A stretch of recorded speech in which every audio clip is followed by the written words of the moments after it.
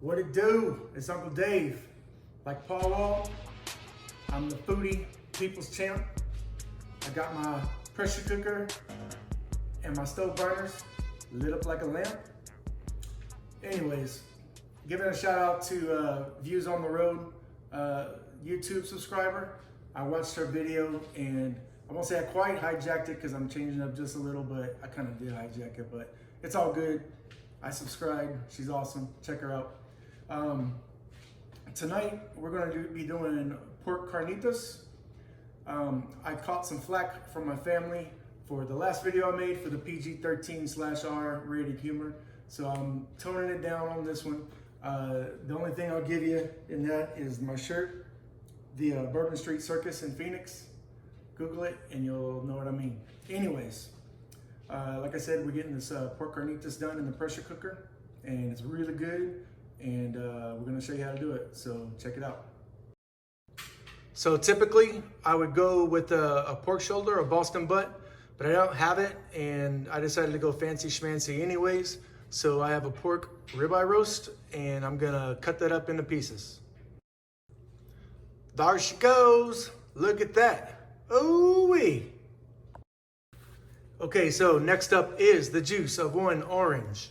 Now, I ain't gonna lie to you, I ain't got any oranges here. All I got is mandarins. So I had to eyeball a little bit about how much orange juice one orange would get. I had to use 2 mandarins. Now, like I said, I guess you could say it's fancy schmancy or whatever. It is gonna add a little bit more sweetness than an orange would. And sometimes when I do carnitas, I like to add a little bit of Coca-Cola. I don't have any Coca-Cola today, so I think this 2 mandarin juice is gonna get her done. Next up should be a 1/4 cup of milk. Now, once again, I'm gonna have to deviate. Just all smoky, cut through the video, my little Boston Terrier. So all I have is sweet cream. So I've got a 1/4 cup of sweet cream, and that's what I'm rolling with. Last up on the liquid ingredients is I'm using a 1/2 cup of water. Now, I know y'all gonna look at that and say, damn, y'all got some dirty ass water over there. Well, not really. What happened is I did not clean out the sweet cream that I put in the measured cup. I just put a 1/4 or a 1/2 cup of water in there with the remnants of the sweet cream. So yeah, it looks kind of milky white, but it's just the remnants of the sweet cream. So it turns out those mixed together came up to 1 cup. So obviously a 1/4 cup of the sweet cream, a 1/2 cup of water, and it looks like it was a 1/4 cup of the mandarin juice. Now I apparently have a limitation on my pressure cooker that it's supposed to have 2 cups of liquid in it. It's the bigger Foodi Ninja size. But I'm gonna push it to the level today, and let's just see what happens with just 1 cup. Next up here, gonna hit the power button, and I'm going to go to sear. And start that bad boy up on high. And we're gonna let this thing warm up for about 5 minutes so it gets nice and hot. Okay, so she's about there, nice and hot. What's next? I'm going to add a 1/4 cup. Well, I should know, I'm not in a 1/4 cup. I'm gonna add a tablespoon. I'm gonna add a tablespoon of manteca, as us Americans know as lard. Now, you can use some shortening or vegetable oil. I wouldn't use olive oil because of the smoke point, but I'm gonna tell you right now, if you don't use the lard, you're not gonna get full flavor. And remember, if you're eating carnitas, you ain't doing this to be healthy. There's my timer, 5 minutes. You ain't doing this to be healthy, you're doing this because you wanna have some good eats. That's about a tablespoon, right? Put that bad boy in there. Gotta get your hands dirty. Get that in there. Get in there.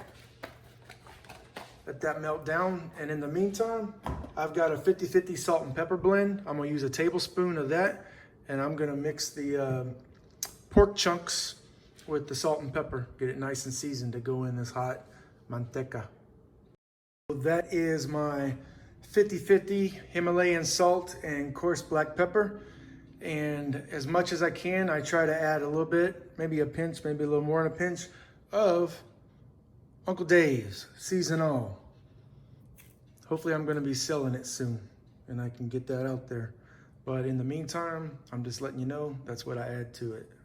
Now we're gonna just take this, get the rest of the meat in there. And this was a 3-pound pork ribeye roast cut. Normally, like I said, I would use a pork shoulder, a Boston butt. But this is what I had, and it really is kind of a step up in flavor, if you ask me. If you ever had chuck beef, that's kind of like what the pork shoulder is. And if you ever had a beef ribeye, compare that to beef chuck, and you'll know that there is a little more flavor to be had, and tenderness as well. So that's it, and we're gonna throw her in. Now, I will say one thing. I wanna be careful when you're putting it into sear, because if you put too much meat in there, it's going to steam, and you're not gonna get the crust that you wanna build. So you wanna do them in small batches at a time. Don't overcrowd the pot. Nice and hot, mixed up, and as I mentioned before, we're gonna do some batches. That way, we don't steam it, and we get us a nice, crispy outside.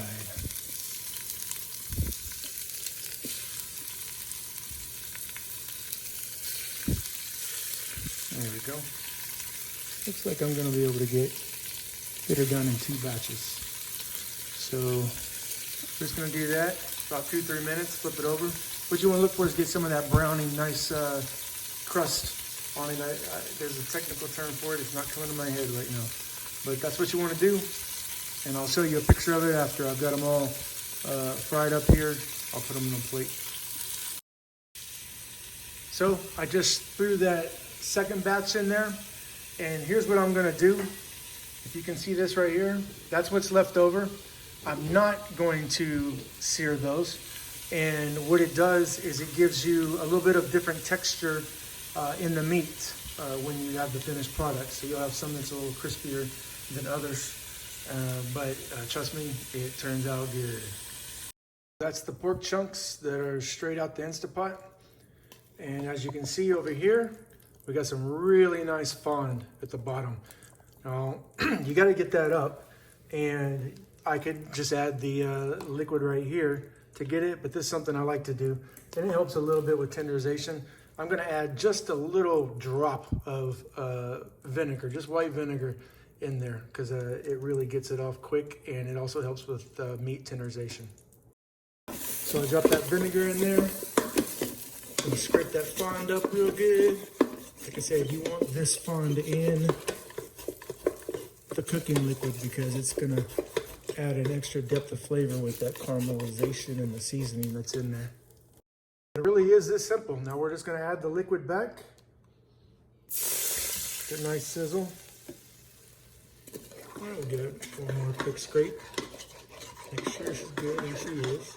So the big unknown today is this Ninja Foodi gonna push this guy with just 1 cup of liquid? I got a feeling it's going to, because of the extra fat and water that's still held in the meat. If it's not, then I'll get back with you guys, and we'll probably end up adding at least another ½ cup of liquid. I have the meat added to the liquid, so now we're gonna turn this thing off, and we're going to go to the pressure option. There's pressure, on high pressure, and I'm gonna do her up 30 minutes. And I will follow that with a 10-minute natural release. So just turn it on there.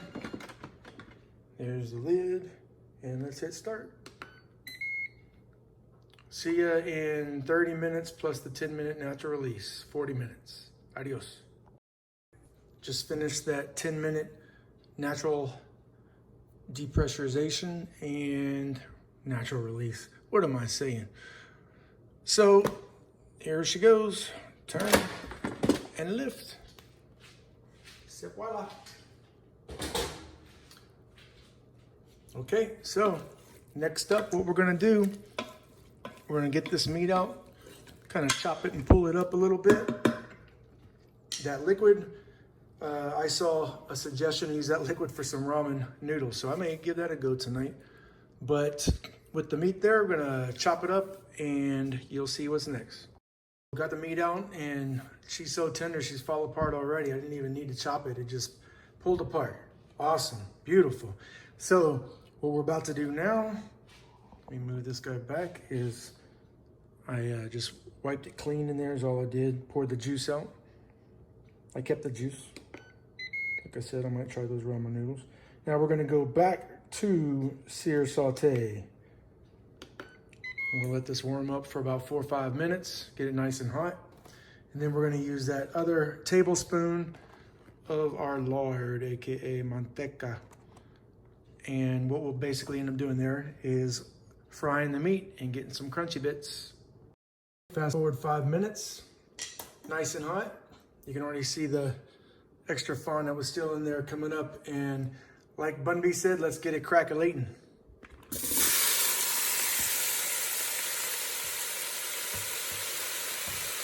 This time I'm not as worried as much about overcrowding the pot, the steam and that sort of deal, because we're gonna cook it long enough to get those crunchies on the bottom. And once we get that nice and done and everything a little crispy, then she's ready to go. Oh yes, listen to the sizzle. Okay guys, look at this. So my process that I did it to get this little crunch on it was I would let it go for about 3 minutes, and then I would come in, stir it up, and while I'm stirring it up, still scraping the bottom. And whenever you get it to the crunchiness that you would like, I don't want mine real crunchy, but I do have some crunchy bits in there. So that's it. After that, do what you want. You do you. I could tell you right now, I'm saving that broth left over because I'm gonna try that with some ramen noodles. But tonight, I think I'm gonna be heating up some corn tortillas, and of course I know it's tortillas, and gonna be making me some carnitas tacos. So thanks for watching. Okay guys, just want to come over real quick and introduce the big dog, my bro Chacho, my bud, Merc. Good. And with mi hermana, Marie. I don't even look at the camera, where am I? So dedication video for these guys. They're gonna eat some carnitas with Uncle Dave tonight. And I'm really sad because my boy's gonna be moving soon and I'm gonna be missing out on a good bud, but we still going fishing. We still going fishing. So thanks brother. Love you, man. Love you too, man. See you in a bit. All right, brother. So that's it, folks. I really hope y'all give it a try. I promise you it's good and you're really gonna enjoy it. So until next time, I'll catch you later.